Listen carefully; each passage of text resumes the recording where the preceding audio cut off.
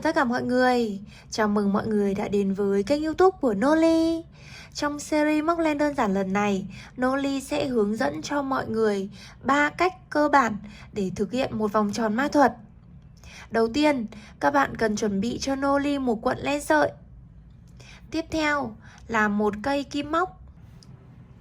Với cách tạo vòng tròn ma thuật đầu tiên, các bạn sẽ cầm đầu ngắn của len ở bên tay cầm kim móc, đầu dài nối liền với cuộn len ở bên tay còn lại. Chúng ta sẽ dùng ngón trỏ như thế này. Sau đó các bạn vòng len qua, giữ lại bằng ngón tay cái. Sau đó chúng ta dùng kim móc kéo len qua,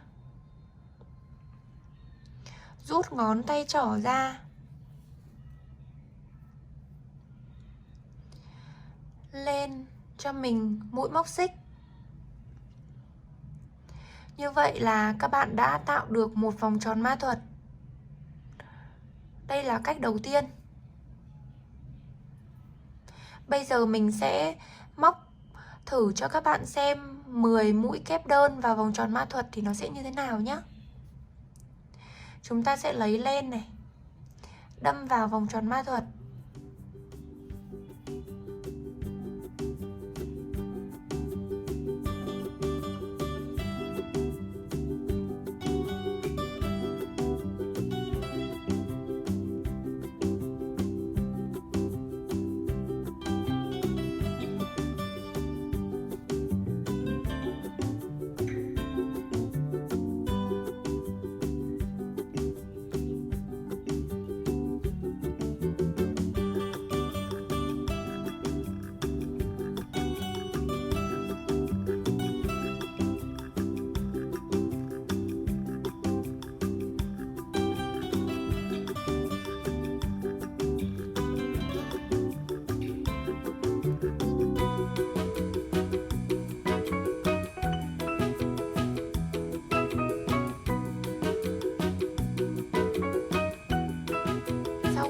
Xong được 10 mũi kép như thế này thì các bạn bây giờ chúng ta sẽ rút sợi dây để khép vòng tròn ma thuật lại.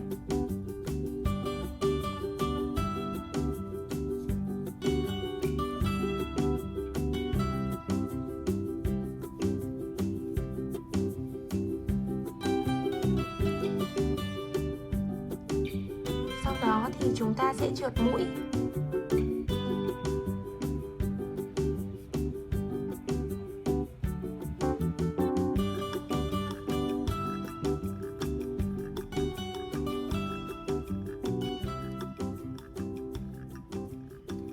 Như vậy là các bạn đã tạo được vòng tròn ma thuật và 10 mũi kép đơn. Đây là cách tạo vòng tròn ma thuật đầu tiên. Với cách tạo vòng tròn ma thuật thứ hai, các bạn sẽ cầm len cho mình như thế này. Sau đó thì chúng ta sẽ quay một vòng ngược chiều kim đồng hồ. Quay một vòng ngược chiều kim đồng hồ. Sau đó thì chúng ta gập ngón tay lại như thế này. Lấy ngón út này,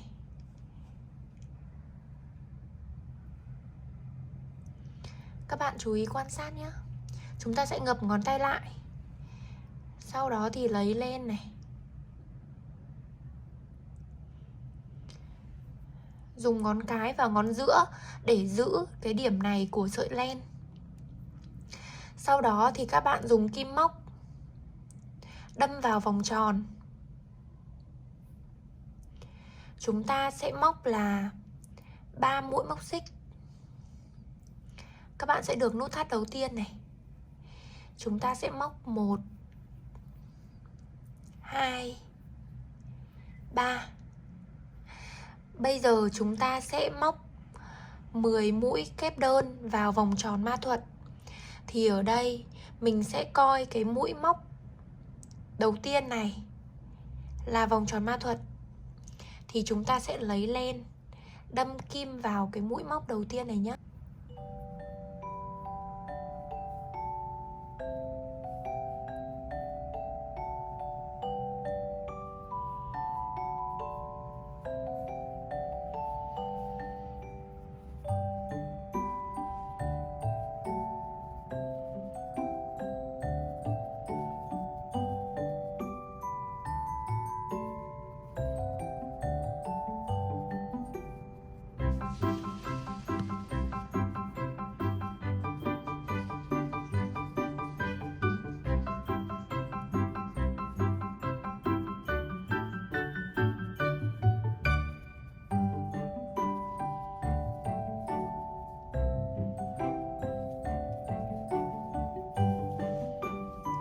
Sau khi móc xong thì chúng ta cũng sẽ trượt mũi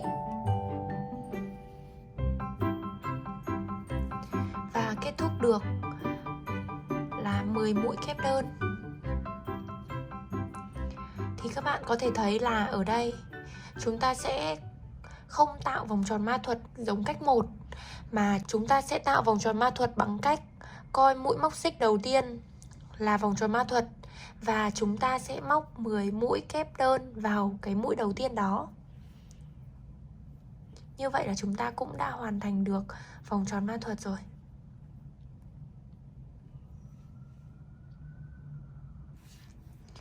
Bây giờ mình sẽ hướng dẫn cho mọi người cách tạo vòng tròn ma thuật thứ 3.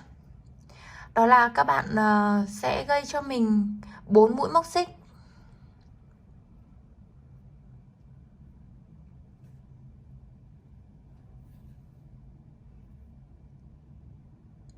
Đâm kim vào vòng tròn này, tạo một nút thắt. Chúng ta sẽ gây là 4 mũi móc xích.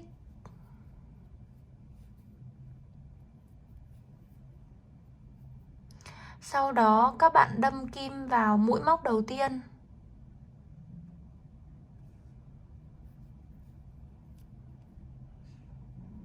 Trượt mũi qua.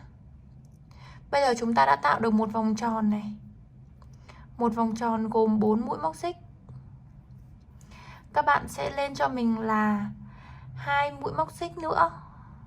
Chúng ta lấy len, đâm kim vào giữa vòng tròn. Chúng ta sẽ giấu sợi thừa này luôn nhé. Một này,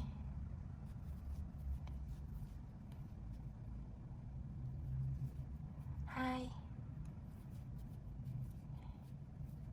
3, 4, 5, 6, 7, 8, 9, 10. Và tới cuối hàng chúng ta cũng sẽ trượt mũi cho mình để kết thúc được một vòng tròn. Lên một mũi móc xích. Đó, các bạn có thể thấy là cái sợi dây ở đằng sau này chúng ta sẽ giấu luôn trong quá trình mình móc. Tóm lại là sẽ có 3 cách tạo vòng tròn ma thuật như sau. Đầu tiên là các bạn tạo một vòng tròn vòng quanh ngón tay trỏ này. Sau đó thì chúng ta sẽ móc các mũi móc vào vòng tròn ma thuật đó. Sau đó thì chúng ta sẽ rút sợi. Cách thứ hai là các bạn sẽ tạo cho mình 3 mũi móc xích. Đối với mũi kép đơn thì chúng ta sẽ tạo 3 mũi móc xích.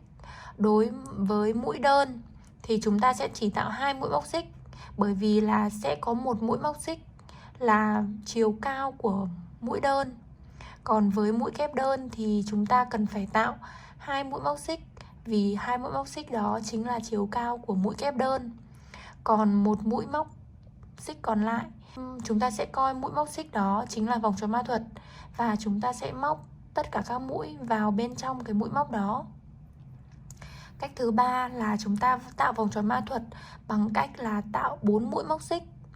Sau đó thì trượt mũi, tạo ra một cái vòng tròn gồm 4 mũi móc xích. Thì các bạn sẽ lên 2 mũi móc xích, chính là chiều cao của mũi kép đơn. Rồi chúng ta sẽ móc vào bên trong vòng tròn đó. Thì vòng tròn đó cũng được coi là vòng tròn ma thuật.